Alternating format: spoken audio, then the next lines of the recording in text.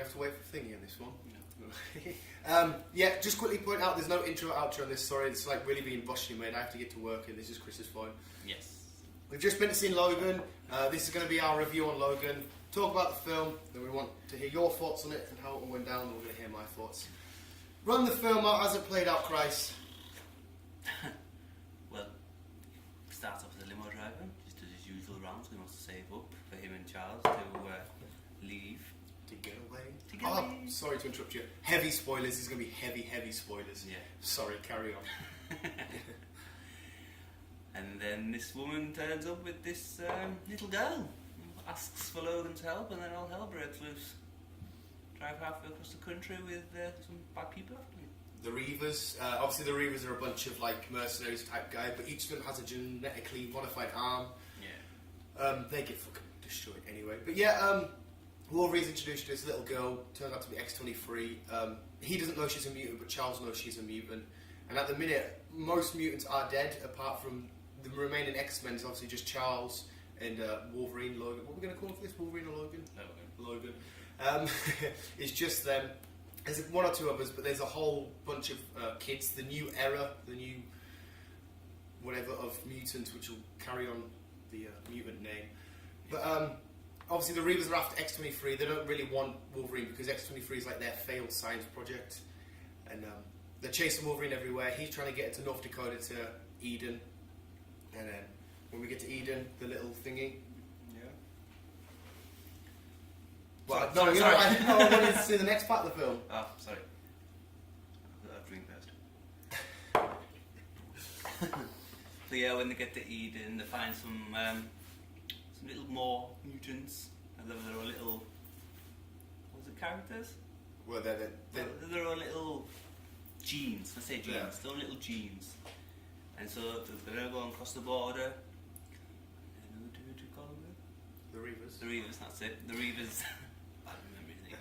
The Reavers managed to find them and basically try and capture them, kill them, get rid of them.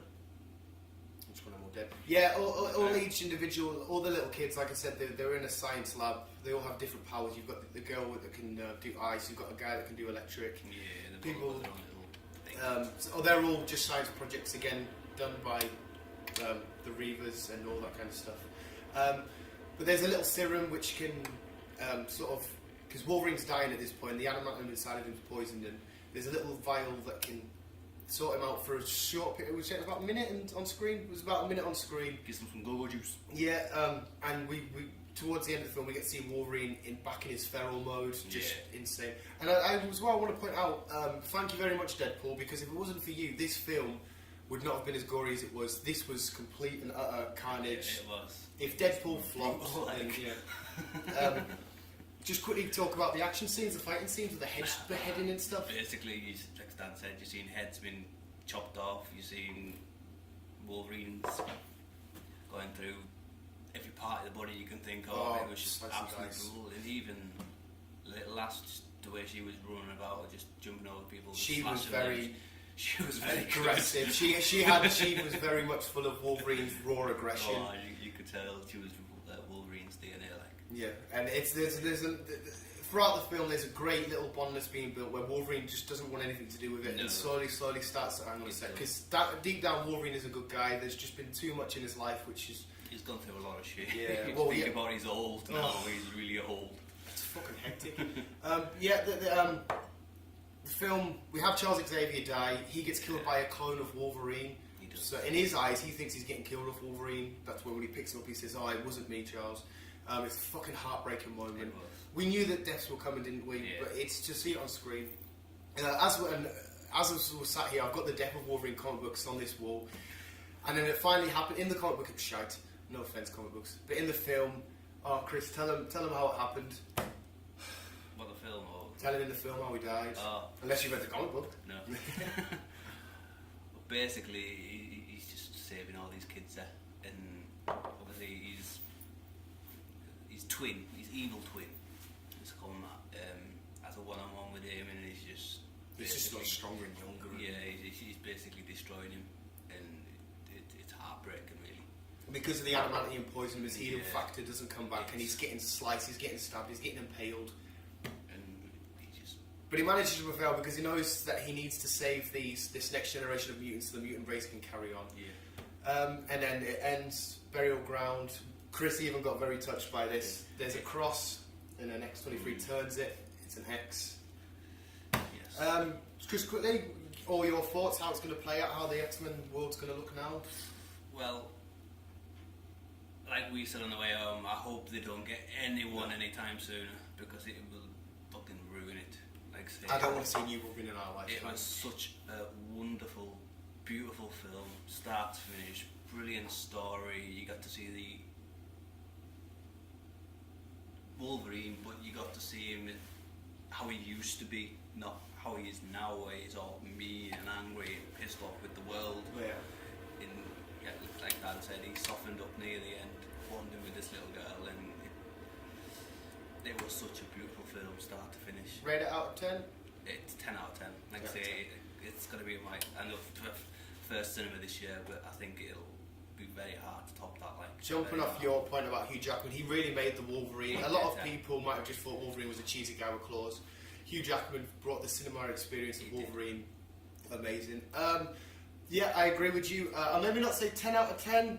I'd maybe say 9. It was a brilliant, I'm not trying to blow it or anything, it was a brilliant film. Maybe not the best film yet because we've got Guardians 2 coming up. I don't know. But it was a beautiful story. It was a beautiful story in the sense of it wasn't just about a bunch of superheroes, comic characters, need to save the world. It was a story about showing a man. It was friendship. Yeah. Yeah. Showing a story friendship. about a man who was so invincible, but now in these small shell of himself, and he's so vulnerable. You've gone from the iconic, indestructible Wolverine to this vulnerable human who just wants to get by in life and realises he needs to die basically to save the mutant race so they can carry on. And it was also a story about, like you said, friendship, but father and daughter realising this is my daughter, this is my future, I need to carry on. It was a lot more vulnerable than a lot of other superhero films. I think you agree. I do agree. But that was our little. We kind of rushed the run through there because like I said, I've got to run to work and stuff like that. But definitely, as soon as you can, go out and check it out. Oh, people do go and see it. I recommend it. It's on Chris's recommended list. It takes a lot for this guy to come to tears, but yeah, I think for you, most people must. Cause we knew Wolverine was going to die. I said to Chris, he's going to die. Chris said to me, he's going to die.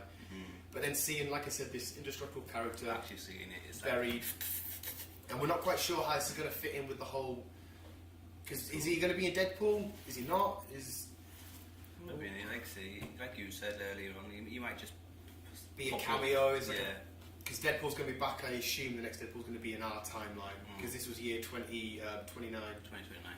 So fucking. But yeah, that was our review. Hope you guys enjoyed it. Go watch it. Christy Burger. Yes. And as usual, guys, if you've got any comments below, if you've got any comments, leave them below. Please do. And don't forget to like, subscribe, share, tell your friends, tell your family, tell everybody. And remember, hashtag RIP Wolverine. Yes. So, we'll see you soon. Come on, we'll end it with claws. You're the stumpy claw. You're X23. You can be X23. I'll be Wolverine. Thank you, guys. Bye.